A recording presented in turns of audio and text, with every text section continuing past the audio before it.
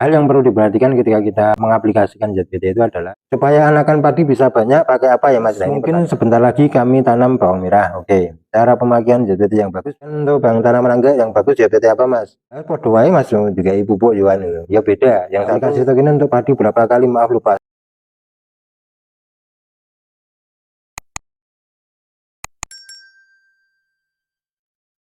Kawan-kawan semuanya, para pecinta tanaman, para petani khususnya. Lagi-lagi kita bicara soal budidaya tanaman secara umum tanpa terkecuali kawan-kawan yang mungkin sekarang adalah profesinya adalah petani, ya.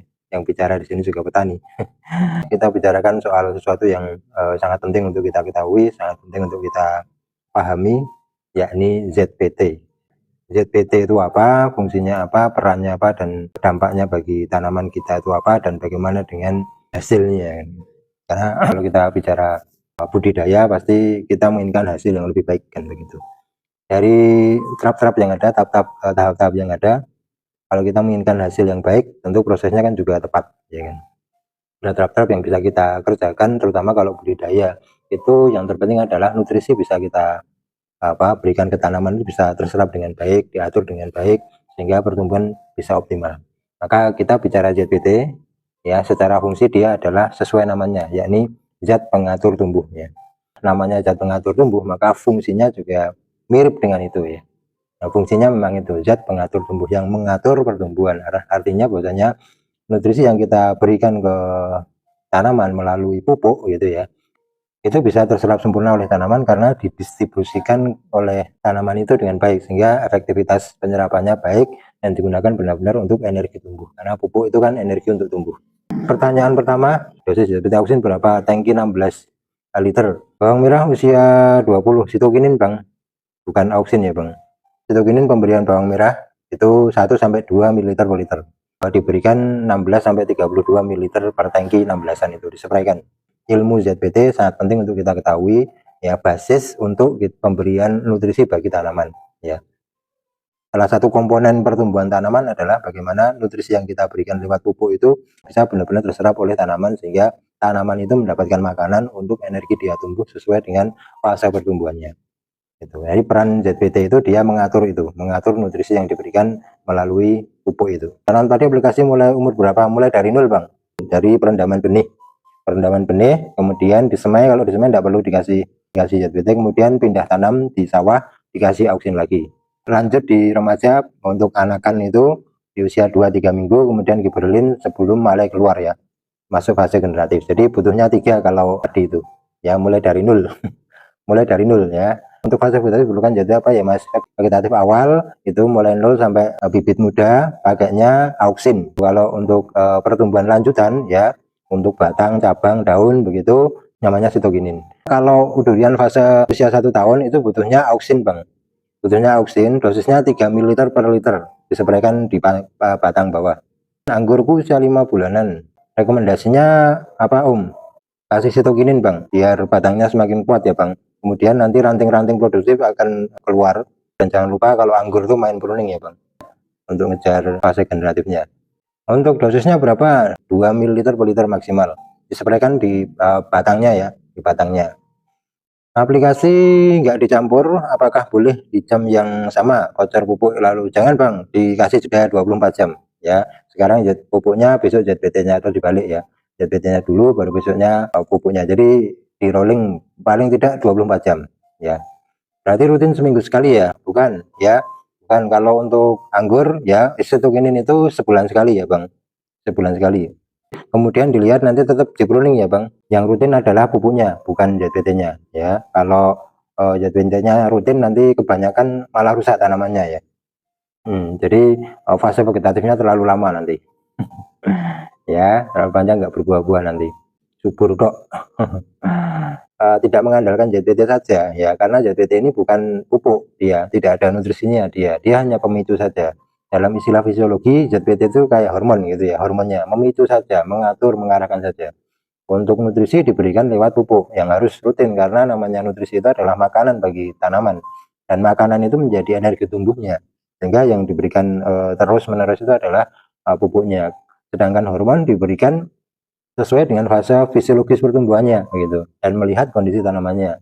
gitu. Dan suatu saat kalau kita memang bisa memanfaatkan ZBT, kemudian kita bisa ya, membuat pupuk, misalnya pupuk yang sederhana saja, misalnya pupuk organik cair ya, kemudian atau kompos ya, itu kan mudah sekali buatnya ya. Selain mudah kan juga murah ya kan, murah. Saya sendiri kalau buat POC itu 10 liter paling modalnya 10-15 ribu, enggak nyampe 20 ribu, itu sudah dapat 10 liter gitu kan. Kemudian kompos itu lebih murah lagi. Dan ketika kita sudah bisa membuat seperti itu ya, apa POC atau kompos sendiri, nanti kita rolling dengan ZBT seperti ini, kita layak seperti pabrikan atau produsen pupuk gitu ya. Dan faktanya bahwasanya pupuk-pupuk yang beredar di pasaran gitu ya, seperti pupuk seperti ini saya tutupi ya, kayak gini, ini kan juga ada ZBT-nya ya, disebutkan di sana pupuk untuk menambah jumlah anakan padi gitu, ada ZBT-nya, bisa dicek di sana. Kemudian ada pupuk untuk perangsang pembungaan, pembuahan, untuk perangsangan akar gitu, bisa dicek saja ya di labelnya. Pupuk-pupuk yang beredar yang buahnya sekali di pasaran itu nanti ada tulisan plus ZBT. Dan ZBT yang ya seperti ini, ZBT paling tidak yang pokok ya ini, ada auksin, sitokinin, dan gibberellin, itu ZBT, zat pengatur tumbuhnya ya. Pabrikan pupuk ya sebenarnya memanfaatkan seperti ini gitu ya. Nah, kalau kita bisa membuat pupuk sendiri ya, pupuk kompos, pupuk POC, pupuk organik cair yang buatnya juga mudah sekali, kemudian modalnya juga murah sekali gitu ya, kita tinggal tidur aja sudah jadi ya kan, nggak nyampe sebulan sudah jadi ya kan. Kemudian kita rolling pemakaiannya dengan menggunakan ZBT seperti ini, nanti kita kayak membuat pupuk sendiri, akhirnya kita menjadi mandiri nutrisi. Supaya anakan padi bisa banyak, pakai apa ya Mas? Nah ini pertanyaannya, nyambung ini pertanyaannya. Jadi ada pupuk-pupuk yang beredar di pasaran itu kan pupuk untuk menambah jumlah anakan padi gitu kan. Iseng-iseng saja di berbagai merek yang ada, iseng-iseng aja dibaca di labelnya di sana nanti plus ZBT ini.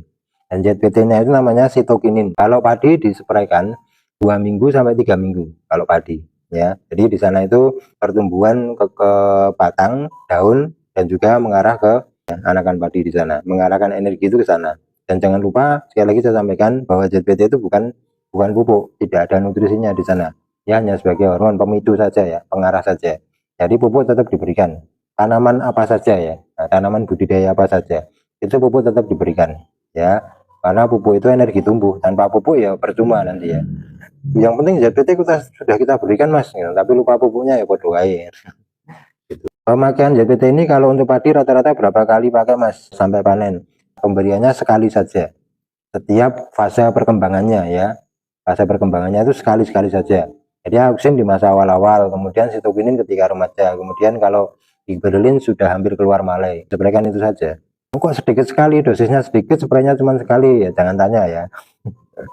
Tapi efeknya kelihatan kita main ZBT itu.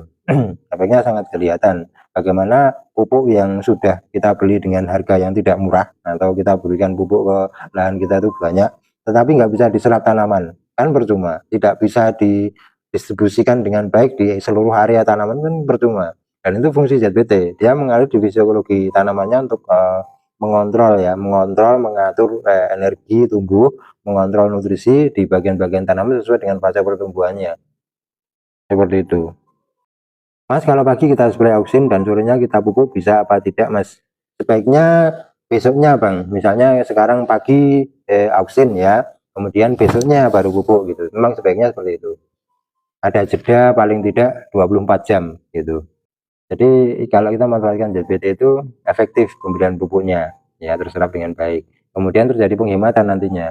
Kalau kita budidayanya seberapa sedikit itu, misal di rumah urban farming begitu, itu kos untuk pengeluaran nggak begitu terasa, iya kan, beberapa tanaman gitu kan nggak begitu terasa. Tapi kalau kita bicara tanaman yang 1 hektar gitu, ribuan pohon, nanti pengurangan kos pemupukan akan kelihatan gitu. Apalagi kalau kita tadi bisa membuat pupuk sendiri gitu, organik sendiri gitu, pupuk-pupuk kimia hanya cuman ngental saja ya, sesekali saja, itu nanti akan benar-benar terkurang benar kos produksi kita. Katakanlah begini, misalnya padi gitu kita bisa rata-rata bisa menghasil 8 ton gitu ya, katakanlah 8 ton katakanlah 8 ton itu, dengan pupuk yang biasanya kita berikan 3 sampai 4 kuintal itu sudah berapa juta ya.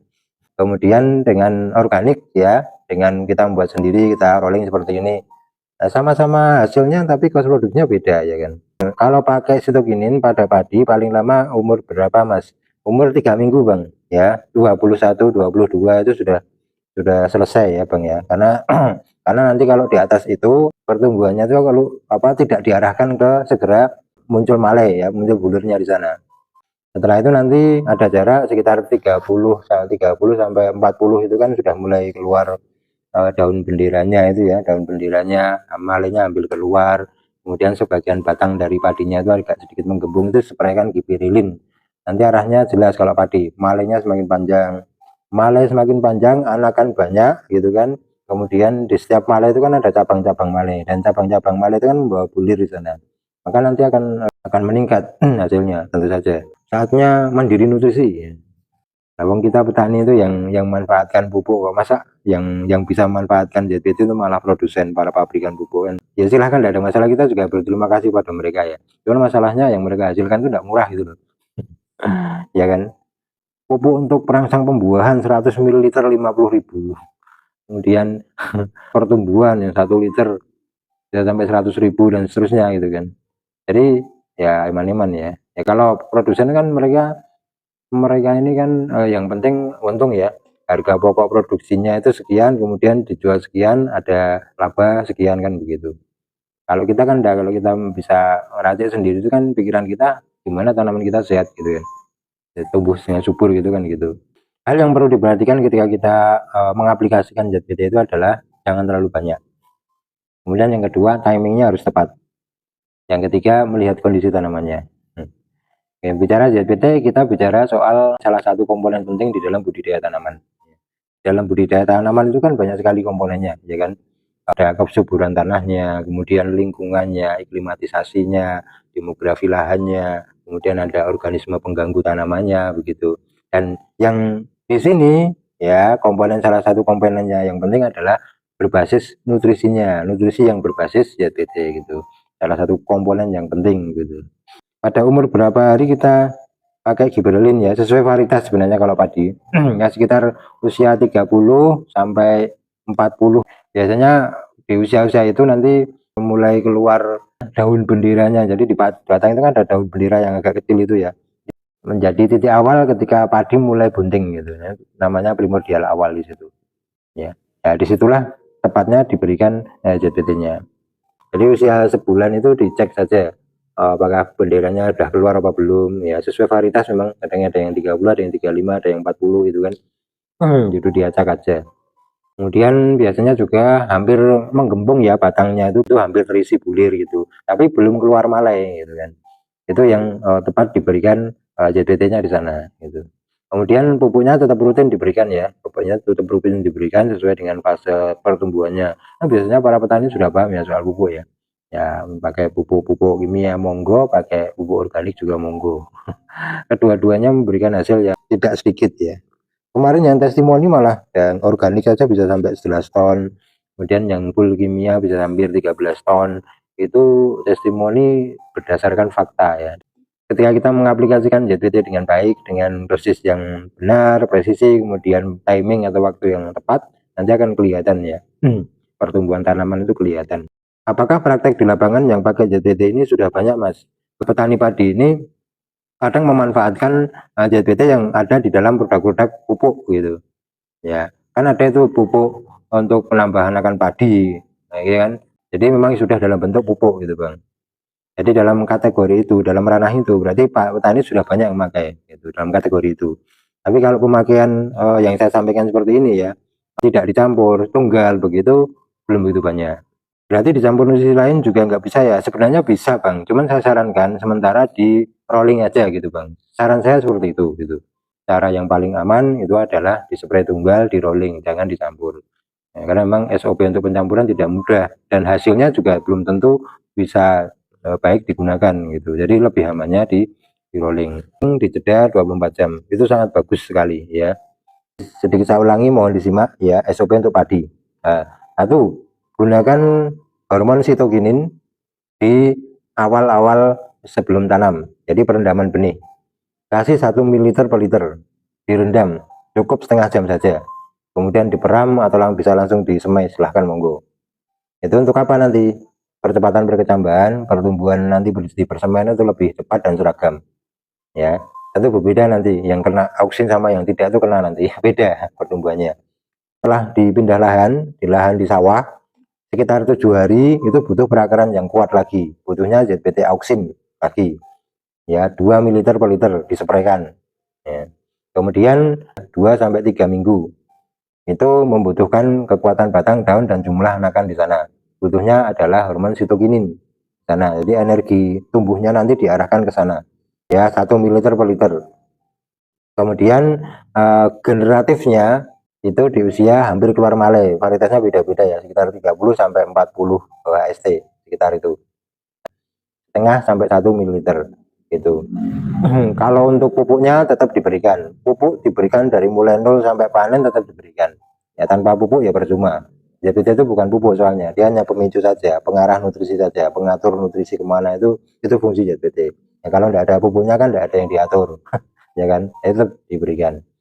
Lalu podo wae Mas juga pupuk ya beda, yang satu diarahkan ya, yang pakai ZBT itu diarahkan, diatur.